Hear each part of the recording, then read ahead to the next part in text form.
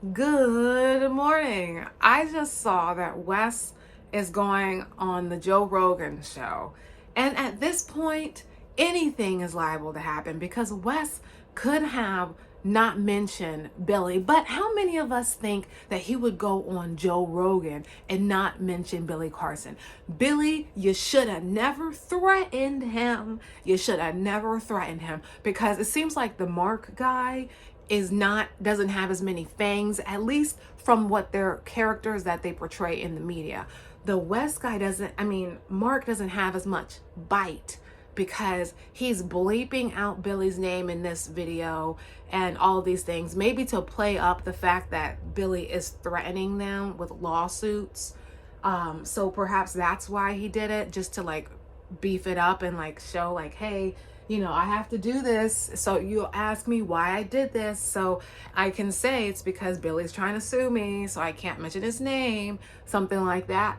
Or maybe he really can't say it. So I don't know. But Wes has been making video after video after video, even before the interview came out, calling Billy out. So do I think that Wes would pass up the opportunity to blast tartar sauce all over Billy Carson's parade when he gets on this video? I do not. I don't know what Billy is doing, but if I were on his team, I would be watching the media like this. I would be watching Wes like this because he's the one you got to look out for because he is coming hard. Mark seems like someone who would do stuff in the background, but he doesn't want to get his hands dirty in the public, so he might like feed Wes information under the ground. And then I saw another one of Billy Carson's friends came out. So I feel like they're all, and when you're all like certain people, like once they're against you, they will actively go against you. So that guy who did the interview, who's to say he's not peddling information to Wes?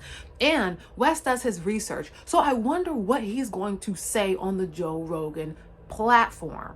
Okay, this is going to be interesting.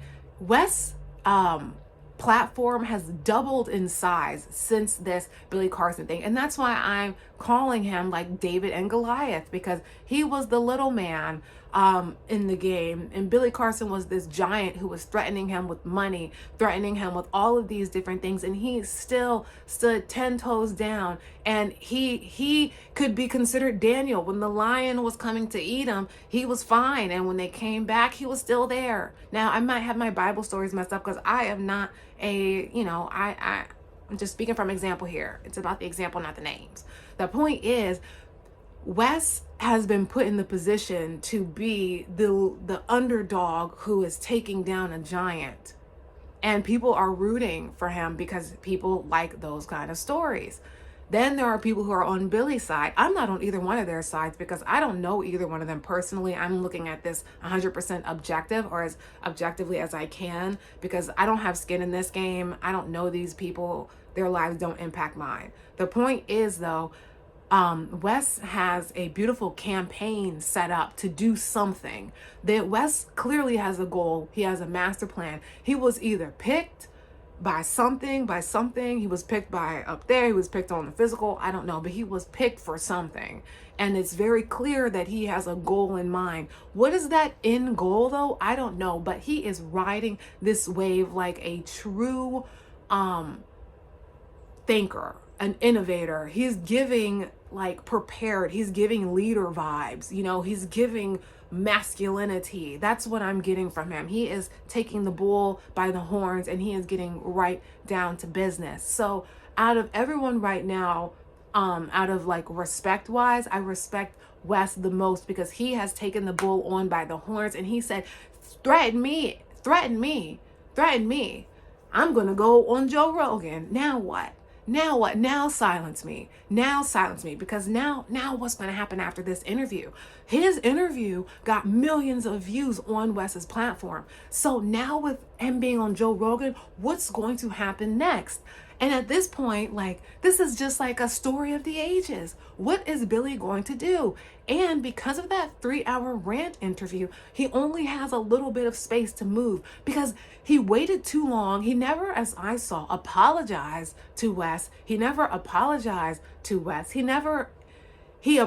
to his fans, but that's about it. after he went on that tirade, after he's been like allegedly threatening these people behind closed doors.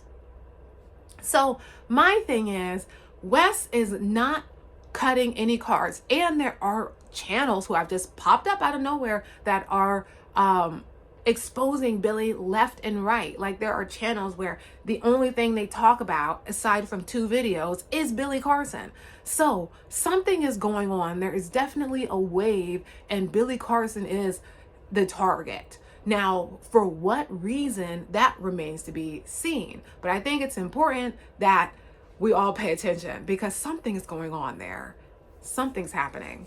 And at the end of the day, Wes has my respect, point blank, period. Out of Wes, Mark, and Billy, Wes has my respect the most, because he has not backed down, and he has taken the bull by the horns, and he is riding this wave. He's getting his content, stacking his coins up, promoting what he stands on, promoting his messages and his beliefs, and he is standing firm in his stance. And I respect anybody that can do that. And he's been doing it since before the interview, not 3 weeks later after everyone has gone and done something else.